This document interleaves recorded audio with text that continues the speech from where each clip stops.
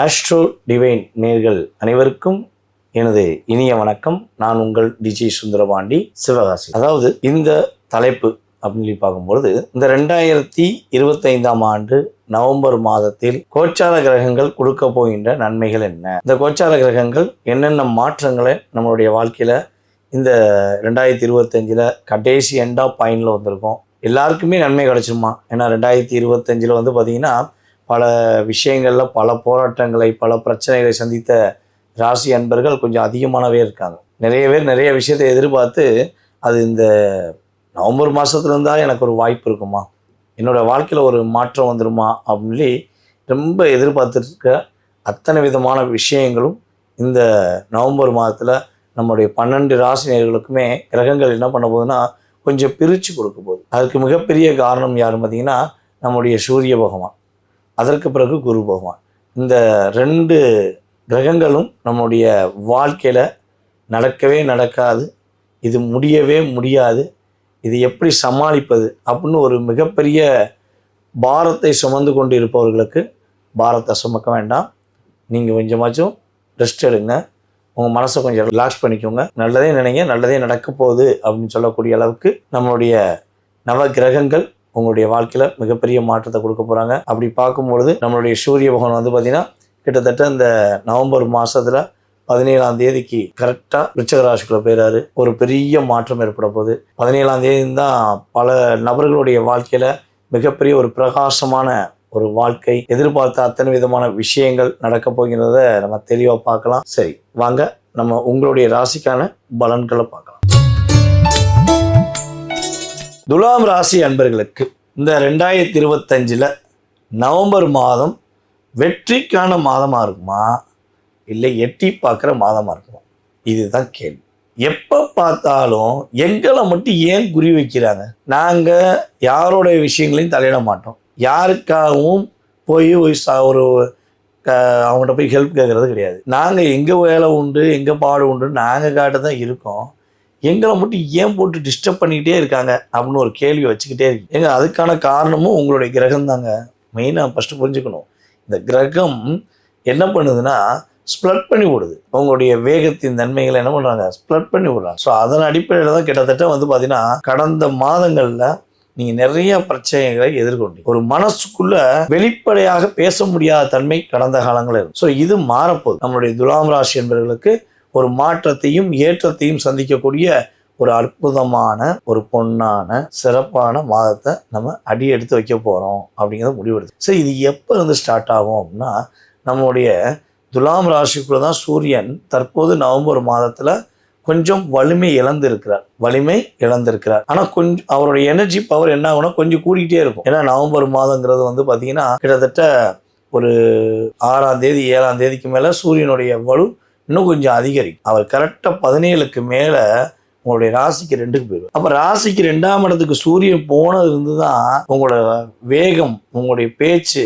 ஒவ்வொரு வார்த்தையும் ஸ்ட்ராங்காக அனுப்பிங்க. இப்படித்தான், இது தவறு, இது சரி, இது இப்படித்தான் செய்வேன் அப்படின்னு நீங்கள் சொல்லக்கூடிய உங்களுடைய தன்னம்பிக்கை, உங்களுடைய மிகப்பெரிய மாற்றங்கள் எல்லாமே இந்த நவம்பர் மாதம் பிற்பகுதிக்கு மேல் சிறப்பாக இருக்குது. அப்போ இந்த நவம்பர் மாதம் பிற்பகுதி வரை என்ன பண்ணணும் அதை ஃபஸ்ட்டு தெரிஞ்சுக்கோங்க. யாரை பற்றியும் யோசிக்காதீங்க.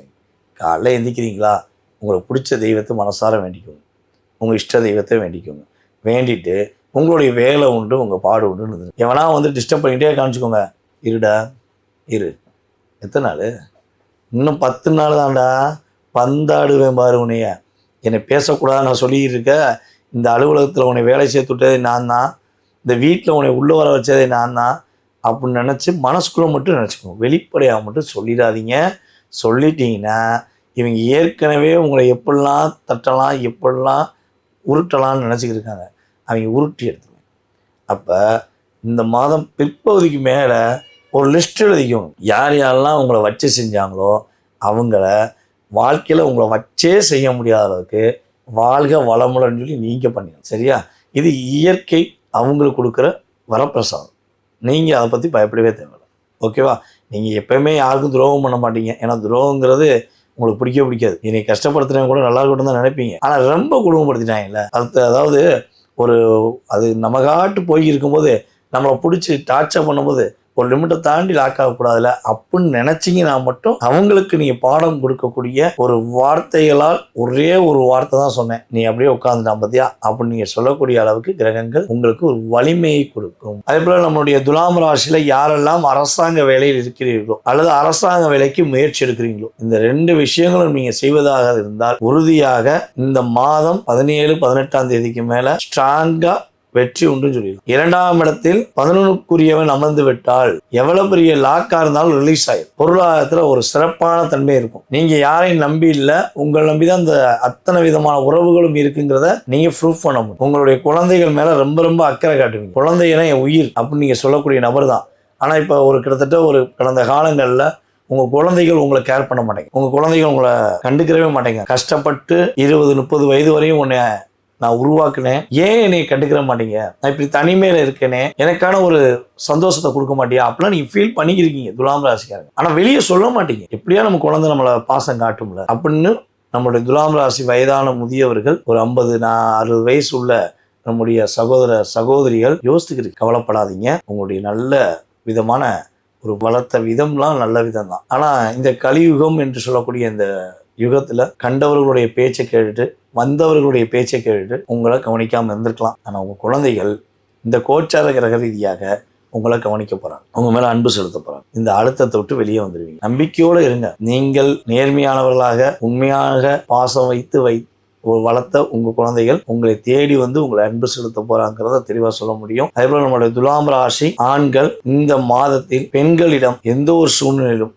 பொருளாதார சம்பந்தப்பட்ட விஷயத்திலேயோ இல்லைன்னா அவங்களுடைய வாழ்க்கை சம்பந்தப்பட்ட விஷயங்களையோ விளையாண்டிடக்கூடாது. நீங்கள் நிதானத்தை கடைபிடிக்க வேண்டும். தவறான முறையில் தன்னுடைய தேவைக்காக பயன்படுத்தக்கூடிய செயல்பாடுல செய்யக்கூடிய துலாம் ராசி அன்பர்கள் ஆண்கள் யாராக இருந்தால் அவர்களுக்கு மட்டுமே இது போடும். இது பாத்தீங்கன்னா எல்லா ராசியிலும் ஒரு 10-20% பிளஸ் மைனஸ் உள்ளவங்க இருக்கதான் செய்யும். ஸோ அப்படிப்பட்ட நபர்களுக்கு நான் திரும்பியும் சொல்றேன், மேபி ஏதாவது தெரிஞ்சோ தெரியாமலோ இல்லை நம்ம யார் பார்க்க போறான்னு சொல்லி ஏதாவது மைனஸ் செயல்பாடுகள் செய்து கொண்டிருந்தால் எழுதி வச்சுக்கோங்க, மாட்டிக்கிடுவீங்க.